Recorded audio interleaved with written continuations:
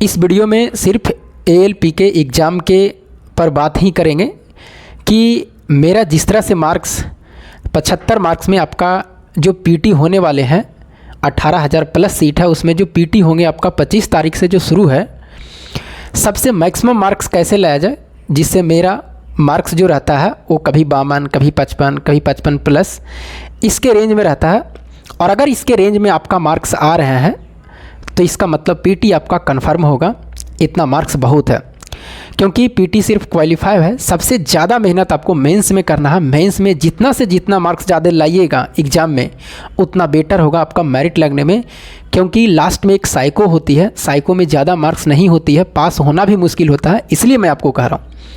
हाँ, और एक बात ध्यान रखिएगा, एएलपी के वही तैयारी कर रहे होंगे जिनका मेडिकल अच्छा होंगे, जिसका आंक 6/6 6/6 होंगे, नहीं तो फिर प्रॉब्लम हो जाएगी आपको। सारा चीज़ क्लियर होने के बाद में भी मेडिकल में अनफिट हो जाएगा, क्योंकि इनका मेडिकल बहुत ही हार्ड होता है। अब कहिएगा आपका तो भी तो नहीं है, क्योंकि मेरे बारे में सब कोई जानते भी हैं कि आपका मेडिकल तो C1 है, लेकिन मेरा मेडिकल जो रेलवे ग्रुप डी में मिला C1 है, वो फ्लाइट फूड की वजह से दिया, आग की वजह से नहीं दिया। ये मैं कई वीडियो में बता चुका हूँ। तो फ्लाइट फूड सब जगह चेक नहीं होता, इसलिए मैं तैयारी कर रहा हूँ इसका कि फ्लाइट फूड चेक नहीं हुआ, मेरा आंक 6/6 है तो फिर मेडिकल दे देगा। आइए हम बात करते हैं। देखिए, एक कुछ प्रश्न भी हम आपको लिए कि किस तरह से प्रश्न पूछा जाता है। एक प्रश्न भी हम आपको सामने दिखाई दे रहा। सबसे पहले अगर हम बात करें कि एएलपी में सबको का पता है कि मैथ जो होंगे आपका वो आपका 20 मार्क्स का होंगे, रीजनिंग जो आपका होंगे 25 होंगे, उसके बाद में साइंस जो आपका होंगे उसके साइंस जो होंगे आपका 20 होंगे, और करंट अफेयर्स जो होंगे वो आपका 10 होंगे। यही होंगे, यानी 20 और 20 40 और 20 60 और 5 65 और 10, यानी टोटल कितने हो जाएंगे तो 75 मार्क्स होंगे।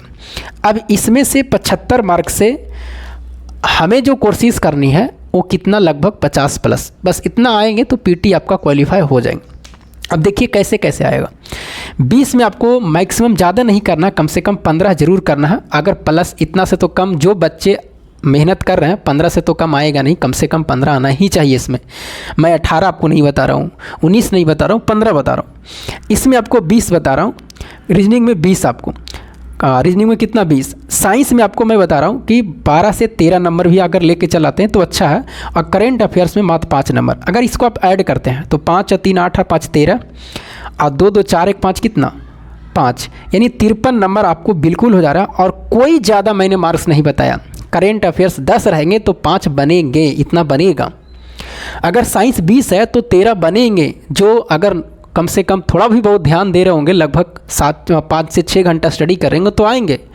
बाकी 20 में 15 मैथ और 25 में रीजनिंग 20, इसमें तो कितना 18 भी लाएगा, कोई 22-23 लाएगा तो वो उसका प्लस मार्क्स जाएगा। लेकिन जिक्के में ज़्यादा नहीं जाएगा, किसी का 12, किसी का 13, किसी का 14, करेंट अफेयर में किसी का 5, किसी का 6, इससे ज़्यादा नहीं होता। जो भी मार्क्स बढ़ेगा 2-4 इधर बढ़ेगा तो उसका मार्क्स 57 से 58 हो जाएगा कभी कभी, इसलिए मैं आपको बता रहा हूँ। अब आइए इसको किस तरह से हैंडल किया जाए। और सबसे पहली बात मैं आपको बता देता हूँ कि अभी 20 दिन में कम से कम 8 से 9 दिन या 10 दिन आप, मैं पिछले वाले वीडियो में भी बताया हूँ कि आप ऑनलाइन एग्ज़ाम लैपटॉप पर माउस के सहारे ज़रूर दें, क्योंकि आपका हाथ उस समय थरथराने की स्थिति में नहीं रहे। ये मैं आपको बता रहा हूँ। कहीं पैसे ले करके दोस्त यार के पास में है तो वहाँ ज़रूर ऐसा करें कि मांग लीजिए 5-10 दिन के लिए और एक काम करें। उसके बाद में मैं आपको बता रहा हूँ, क्योंकि ये सब समय बचत होंगे आपको अगर पहले से रहेंगे, अभी प्रैक्टिस रहेंगे 10-15 दिन, तो आपको पूरी तरह से मतलब कि क्लियरिटी रहेगा, और मतलब कि हाथ वहाँ पर थरथराएगा नहीं तो जैसे ही वहाँ जाइएगा तो हाथ आपका थरथराएगा और टाइम 5 से मिनट 10 मिनट चला जाएगा आपका। अब आइए अगर हम बात करें, आपको ये जो प्रश्न है इसमें अगर हम बात करें, देखिए मैथ रीजनिंग में तो हम नहीं कह सकते हैं कि कहाँ से क्या पूछेगा, सब सारा से सब पूछेगा।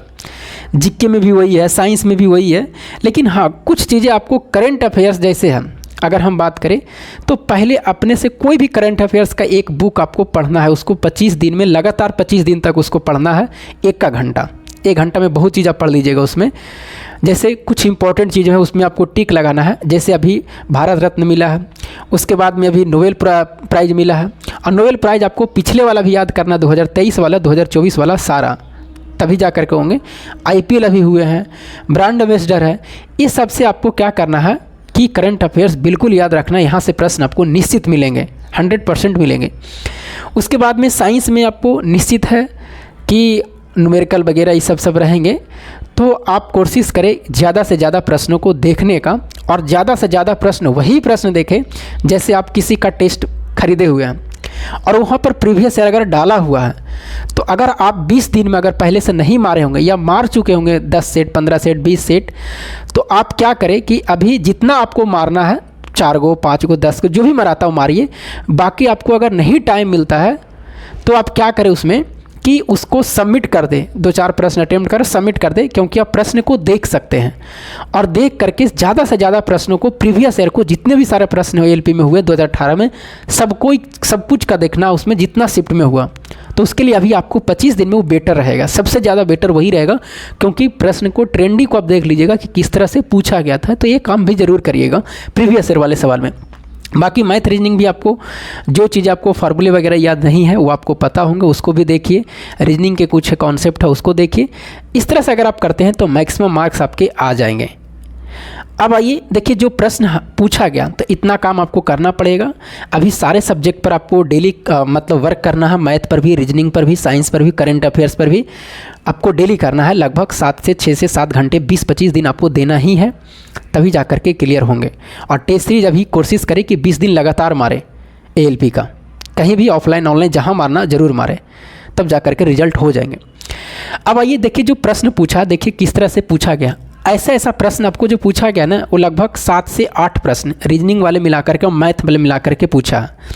जैसे एक मेरा प्रश्न वो दिखाई नहीं दे रहा, लेकिन हम लिख दिए हैं एक शॉर्टकट में कि आपका एक प्रश्न दिया हुआ है, इस प्रश्न को जवाब देने के लिए कौन सा कथन सही है वो आपको बताना है। इसमें ये प्रश्न है जिसमें से लिखा हुआ कि क्या x-5 एक सम संख्या है। ये आपको बताना है कि क्या x-5 जो है वो सम संख्या है एक, और x एक वास्तविक संख्या है। अब उसके जवाब देने के लिए कथन 1 और कथन 2 है। x-15 एक पूर्णांक संख्या है, 2 वाला में लिखा हुआ है x-10 एक विषम पूर्णांक है, दोनों में अंतर है।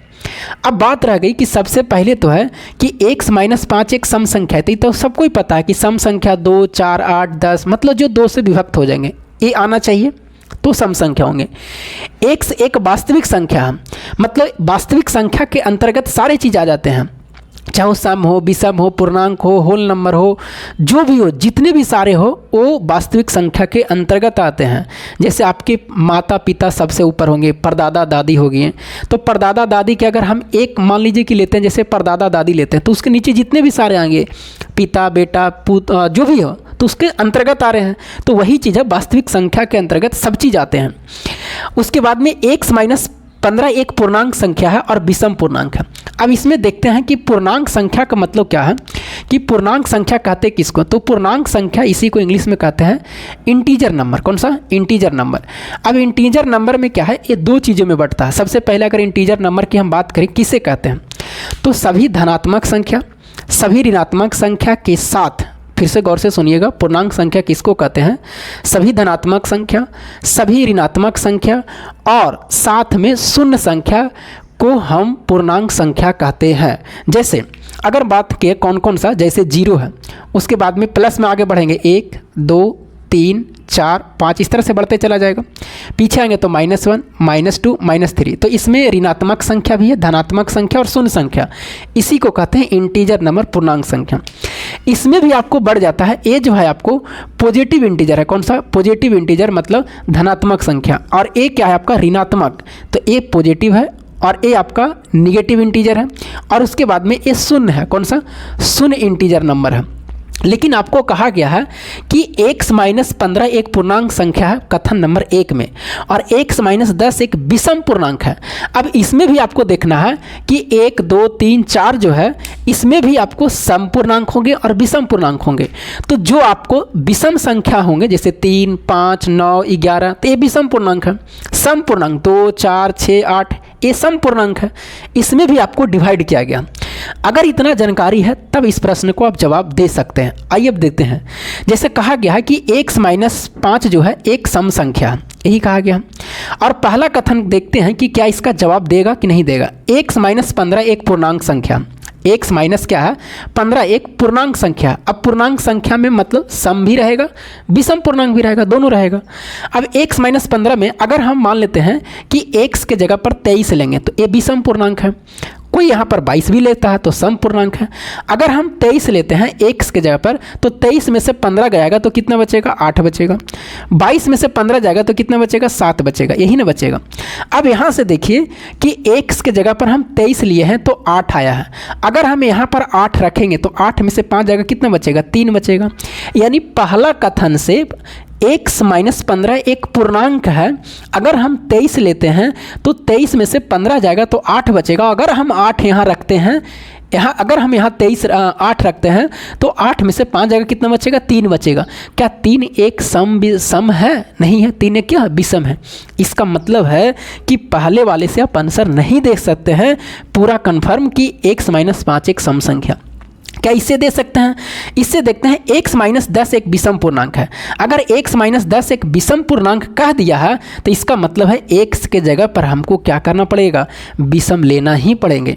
जैसे मान लीजिए कि 23 में से 10 जाएंगे तो कितना बचेगा, 13 बचेगा। x में से 23 अगर x को अगर हम 23 रखते हैं तो 23 में से 10 जाएगा तो कितना बचेगा, 13 बचेगा, 13 बचेगा। यानी 13 क्या है, विषम पूर्णांक आ गया। तो x माइनस 10 एक विषम पूर्णांक है तो x के जगह पर 23 रखेंगे तब ना हम विषम पूर्णांक लाएंगे। और भी दूसरा संख्या रख सकते हैं, लेकिन अगर मान लीजिए सम रख दीजिएगा तो 22 में से 10 जाएगा तो 12 बचेगा, तो सम हो जाएगा, लेकिन आपको विषम बोला। तो यहाँ पर x के जगह पर 23 रखेंगे और 23 में से 10 जाएगा, 13 आएगा। अब यहाँ पर हम 13 रख के देखेंगे तो 13 में से 5 जाएगा तो कितना बचेगा, 8 बचेगा। और बिल्कुल यहाँ सम संख्या आ रहा है 8। इसका मतलब है कि कथन 2 क्या है, आपका आंसर देने के लिए पर्याप्त है। तो देखिए इस तरह से सवाल आपको पूछे जाते हैं और ऐसे सवाल वही बनाएंगे जिसका पूरी कॉन्सेप्ट सही है, नहीं तो गलत होने की रहेंगे 100%। और 100 बच्चे में से मात्र 10 बच्चे ही जवाब दे पाएंगे। इसको और भी बहुत सारा है। देखिए ऑड और इवन संख्या का एक गुना में है कि हम मान लीजिए ऑड और इवन को गुना करते हैं तो ऑड और इवन का गुना करेंगे तो इवन संख्या आएगा। उसी तरह से गुणनफल में और एक ऐड में है कि ऑड और इवन के जोड़ेंगे तो क्या आएंगे, ऑड और इवन को घटाएंगे तो क्या होंगे, ऑड को जोड़ेंगे तो क्या होंगे। उस पर भी आप दिमाग लगाते तो ये चीज़ें बन जाती। तो ये सब है चीज़ें आपको ध्यान में रखना पड़ेगा। और ऐसे ऐसे लगभग प्रीवियस ईयर में आप देख लीजिएगा 2018 में कम से कम तो 8 से 9 सवाल एक शिफ्ट में पूछा गया है। 8 से 9 सवाल एक शिफ्ट में, रीजनिंग के कुछ पार्ट मिला करके और मैथ के कुछ पार्ट मिला करके ऐसे सवाल 9 से 10 प्रश्न पूछे गए। बाकी फिगर से प्रश्न रहेंगे, आपको 3-4 फिगर 5 फिगर रहेगा। रीजनिंग का कुछ फिगर रहेंगे, कुछ अलग से फिगर दे दिया जाएगा। ये नहीं कि त्रिभुज काउंट करिए, ये सब भी रहेंगे, लेकिन कुछ अलग पूछता। प्रीवियस ईयर में जाके देखिए कि वैसे सवाल पूछे गए हैं, वहीं से आपको पता चलेगा। बाकी मैंने आपको सारे चीज़ बताया है, बस इतना मेहनत करना है आपको। 20 से 22 दिन क्या करना है, एक करंट अफेयर्स का बुक अपने से पढ़ना है, उसको डेली पढ़ना है। अभी जो इम्पोर्टेंट चीज़ है उसको एकदम मार्क कर लेना है। जैसे नोबेल हो गए, रत्न पुरस्कार हो गया, IPL पिछला बार हुआ, नोबेल पुरस्कार पिछला बार मिला है। उसके बाद में बैंक का CM MD करके होता है, उसको याद रखना है। ये सब चीज़ें करंट अफेयर्स में आपको याद रखना है और 10 में से 5 आपको बन जाएंगे, इतना निश्चित बनेगा। फिर साइंस 20 है तो उसमें 13-14 आपको बनाना है। मैथ 20 है तो 15 बनना है। रीजनिंग है 20-25 है तो 20 बनना है। और ज़्यादा मार्क्स मैंने नहीं लिया, अगर इतना करते हैं तो PT आपका हो जाएगा। लेकिन यही मेंस में आपको बढ़ाना पड़ जाएगा, क्योंकि मेंस में आपको मेरिट की बात आती है। और उसके बाद साइको में नंबर आपको ज़्यादा नहीं आएंगे। सारे बच्चे क्वालिफाई करते ही हैं साइको में, ज़्यादा मार्क्स किसी का नहीं आता है। लेकिन जिसका मार्क्स मेंस में ज़्यादा रहता है और साइको वाला जुड़ता है तो फिर उसका नंबर ज़्यादा होता है। क्योंकि आप इसमें PT के बाद मेंस वाले में आप मार्क्स ज़्यादा ला सकते हैं, लेकिन साइको में ज़्यादा मार्क्स नहीं आएंगे, पास होना भी मुश्किल हो जाता। इसलिए आपको मेंस में ज़्यादा मेहनत करना। तो चलिए इस तरह से है, आपको अपने से कम 7 से 8 घंटा स्टडी करना है, बैठ करके देखना है, तभी जा कर के LP क्वालिफाई आपको PT हो जाएंगे। बाकी आपकी राय क्या है कमेंट करके हमें ज़रूर बताइएगा, जो भी आपको डाउट है। और हमें जो भी गलती अगर कुछ हुई है तो कमेंट करके भी बता सकते हैं, और भी कोई पूछना है तो कमेंट करिएगा। तब तक के लिए जय हिंद।